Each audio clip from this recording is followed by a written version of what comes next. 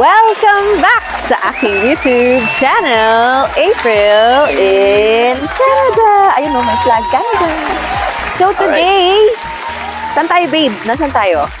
Today, nandito tayo sa gitna ng daan.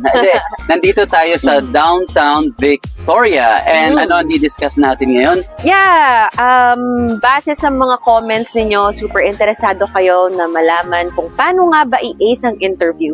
So today, i-discuss natin kung paano ba sagutin ang mga behavioral questions na usual na yun yung mga tampok sa interviews, no? Job interviews dito sa Canada.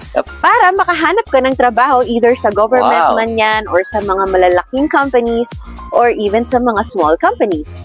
So, but before that, ano pa? Papasyal muna namin kayo sa mga iconic buildings. No? Papakita lang namin sa inyo yung mga iconic buildings and landmarks, no? Para makita nyo rin kung ano meron dito sa downtown Victoria. Yes. Alright, so umpisahan natin. Stay tuned! Excited ka? Stay tuned at marami tayong mapupuntahan today. Today is Sunday at wala tayong pasok. So, masyal tayo. Alright, let's go! So, at my back, this is the Empress Hotel. Ito yung isa sa mga pinaka-hotel dito sa Victoria.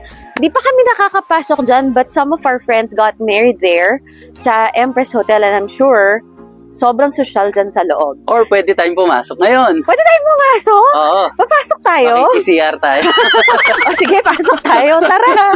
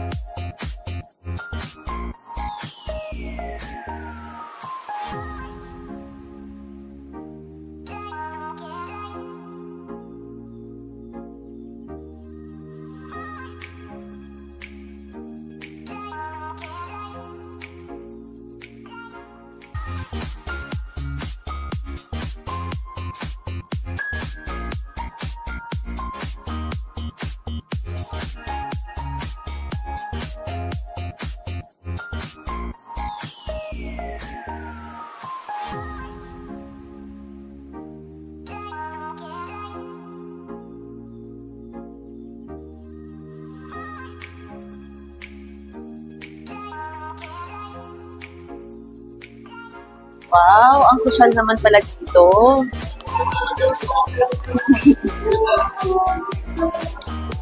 Tunog pa lang. May papiano. Social na talaga. Babe, libre mo nga kami ni Zach dito. Ha? Libre mo nga kami dito. Sige.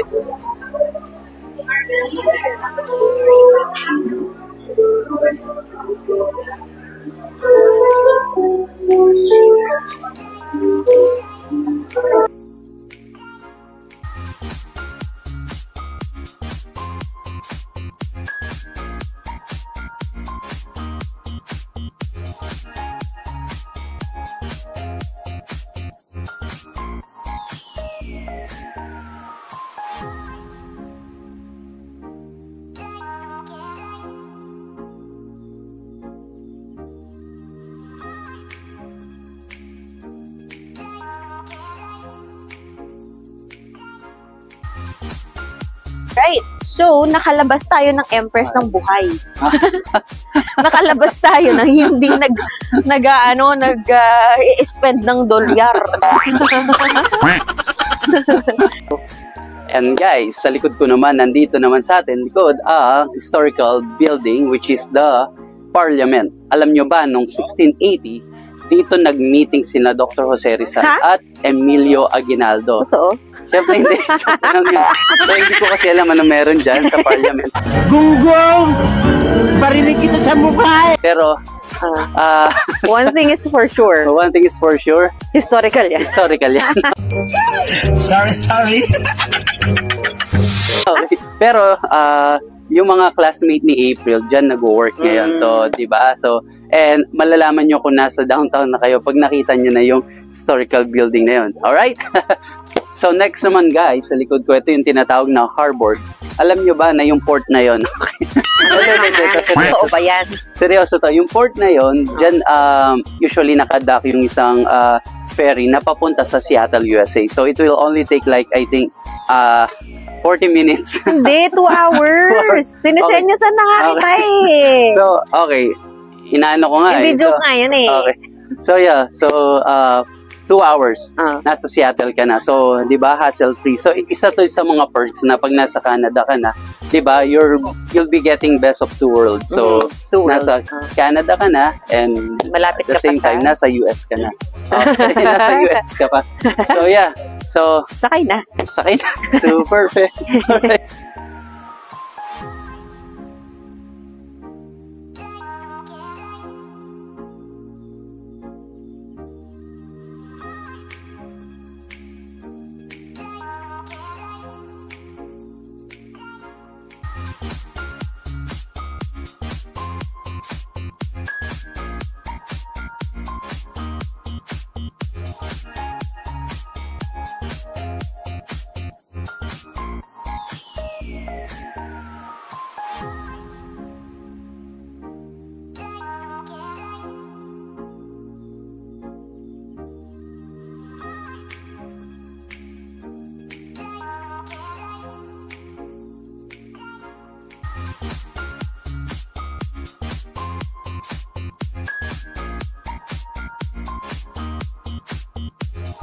So, yun na nga.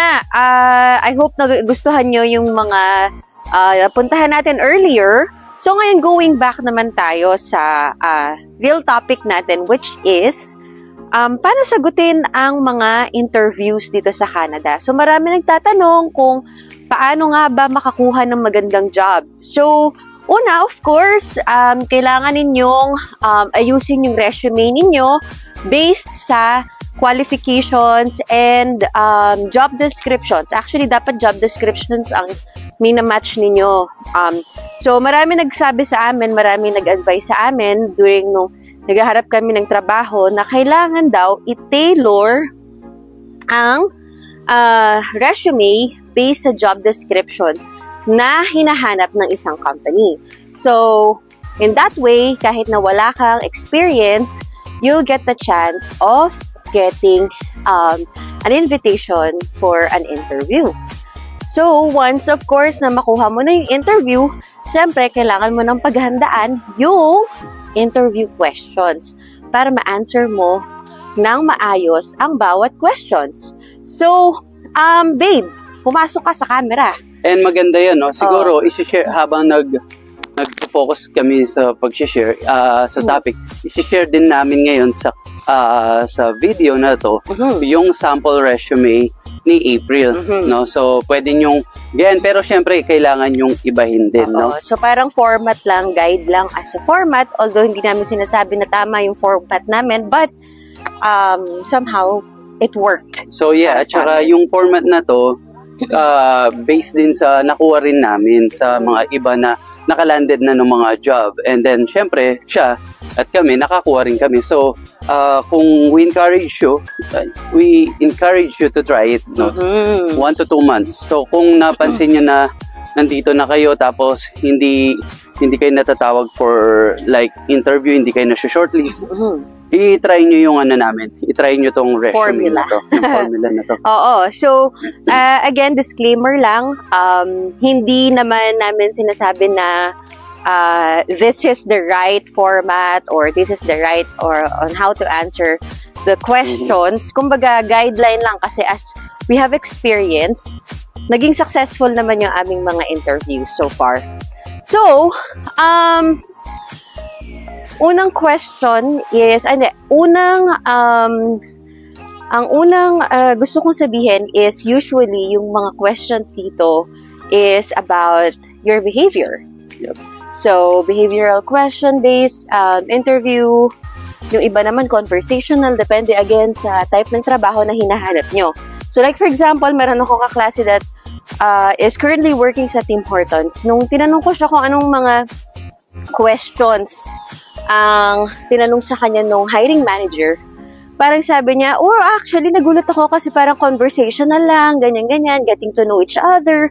So, in that way, I'm sure marami sa inyo na nakikinig ngayon at nanonood, alam na kung paano kung paano nyo i-ace yung ganong klaseng interview. Kasi nga parang chikahan lang, tapos parang introduction on orientation na dun sa mga daily activities, daily duties, job description. Yep. Pero linawin lang namin, hindi ito sa lahat ng company. So, depende yan.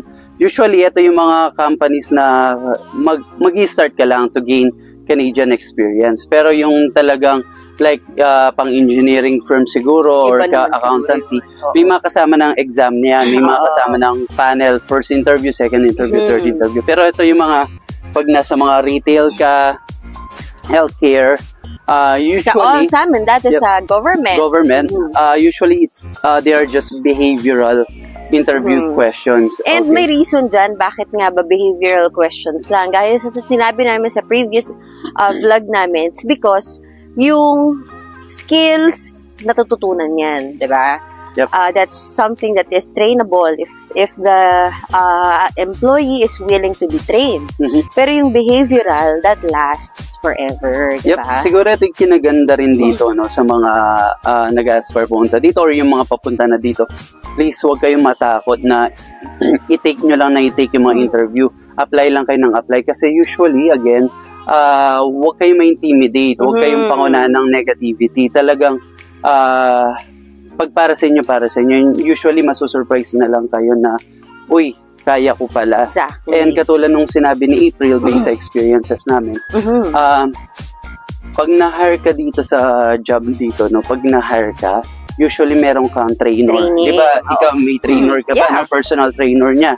So, it took you ilang mga weeks. Actually, umabot din ng 1 month. 1 month? 1 month training? Oo, kasi syempre, they wanna make sure that you are fully equipped, diba, while you're on probation. And syempre, na may natututunan ka galing dun sa mga trainings. Syempre, depende yun sa bigat ng daily activities mo sa work. Okay. Ang ganda nun, no? So ang ganda nung discussion natin, no?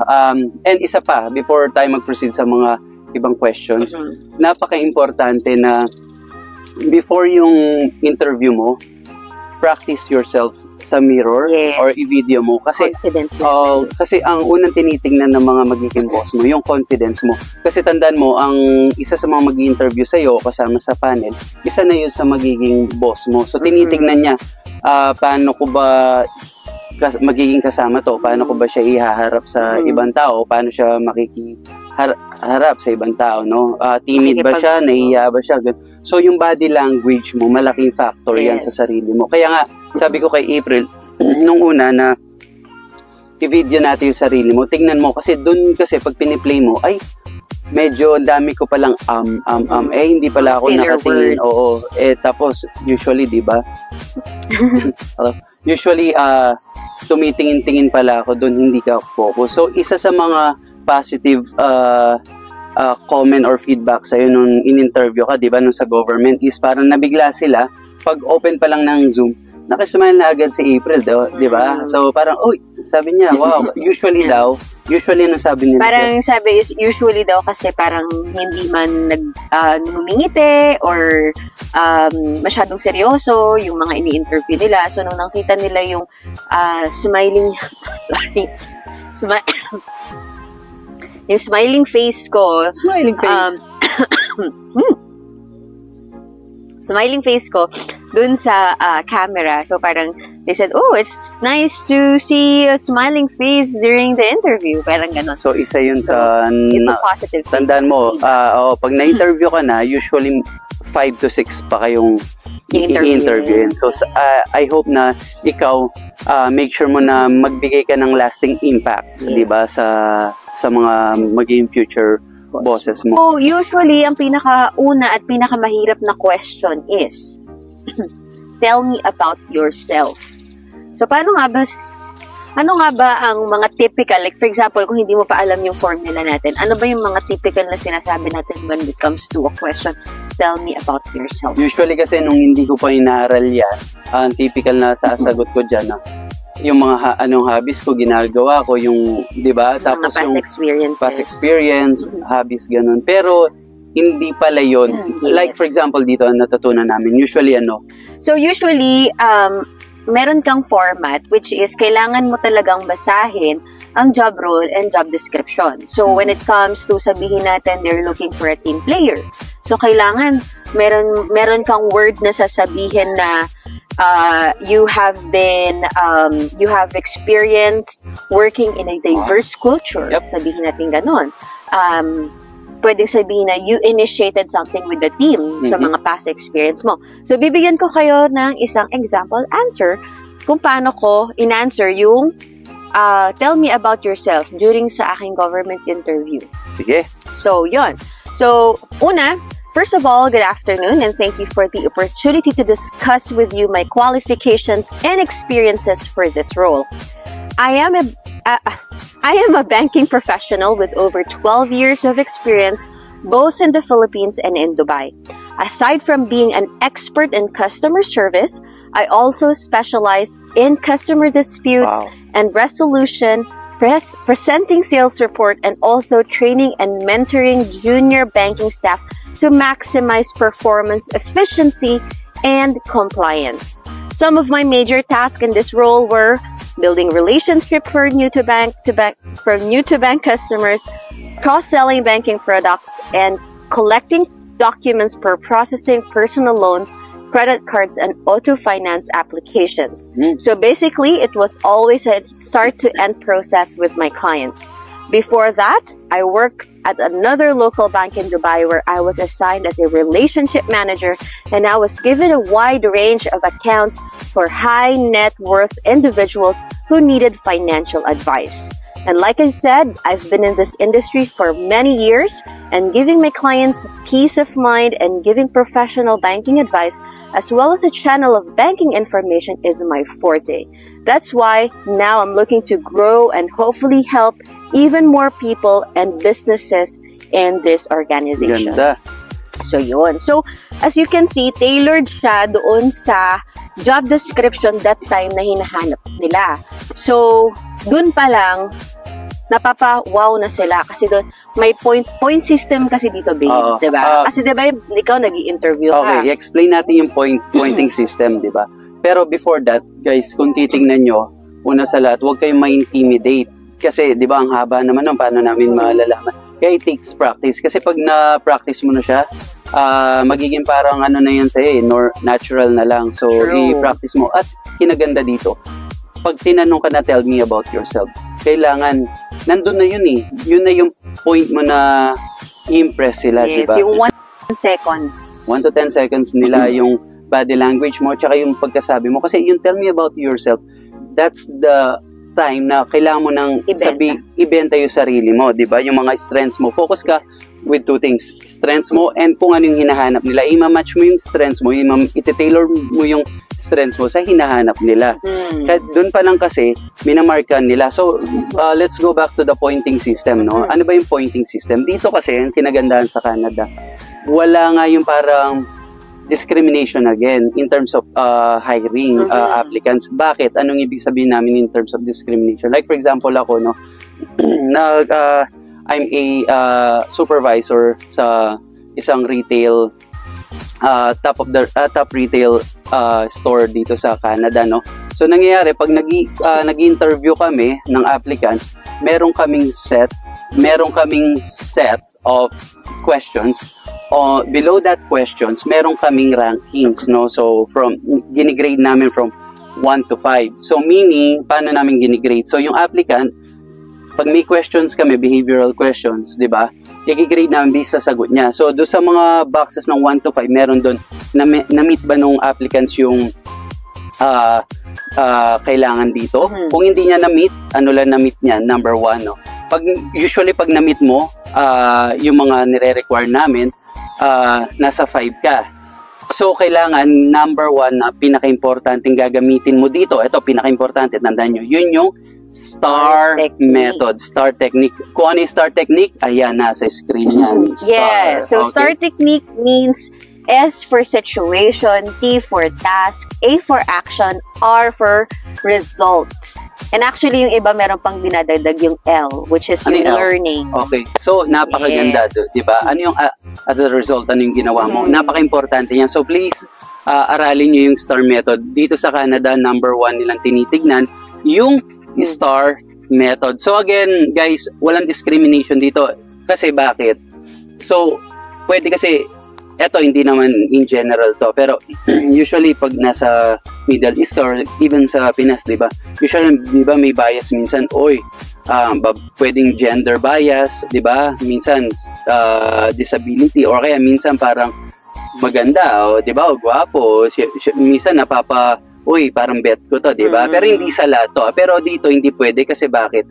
Yung applicant, pag feeling niya na na-ace niya yung interview question at hindi siya napili, pwede siya mag-demand sa HR ng company na yon na pakita yung result sa kanya, i-explain bakit hindi siya. So, kailangan, kami, as na sa management position, kailangan, tinuturuan kami doon na hindi maging fair, hindi pwede maging bias kasi, di ba? Katulad no, yun. Natin isa-sample yung STAR technique, ano? Wow! So, tell me about you went above and beyond for a customer. So, ito yung mga questions na, like, for example, if the job that you are looking for or applying for is something sa customer service or sa banking as a teller, ito yung mga usual questions. So, paano ba natin i-apply yung STAR? STAR. So, situation. Bibigyan nyo sila ng kwento, magkukwento ka, no? Kung ano ba yung, kumbaga, bibigyan nyo sila ng plot nung situation na nag-experience mo from your previous employer. So, ito ang sample answer. So, I was working as a customer service and helping a customer replace her lost debit card. However, from behind the customer service desk, I saw her child drop a cup of juice on the floor. I knew I had to act quickly to make sure no one hurt themselves on a slick floor. So I asked the customer who I had been previously helping if they could please wait for 1 minute, and then immediately went to the area of the accident and positioned myself to make sure that no customers would unknowingly walk through it. Wow. Once I was spotted by a second team member, I asked them to call the maintenance to clean up for the floor and bring a yellow hazard sign. Wow, ang ganda nun, ha? And then... Sure. Yep. No, Nope, it's okay. It's okay. Thank you so much. Go ahead. Have a great day. Have a great day. All right. Have a great day. Oh, okay. And then I remained at the site until the maintenance team member arrived. Once the appropriate team member have arrived, I returned to the customer who had previously been helping, politely apologized for the delay, and completed her request to replace her debit card. By acting quickly and going polite and going outside my normal job duties, I was able to stop a potentially unsafe situation while ensuring that my customer understood the cause of the delay so that they wouldn't be confused or frustrated as I left temporarily. Ang ganda, ha? So, talagang yun yung STAR method? Okay. So, nakukuha niyo yung format. So, yung format is situation. Ikukwento nyo kung ano ba yung situation na yon. Yung task, ano ba yung dapat na gagawin mo dun sa task para ma-solve yung problem na yon. Ano yung action na ginawa mo and ano yung resolution na... Sure. Question. So, what if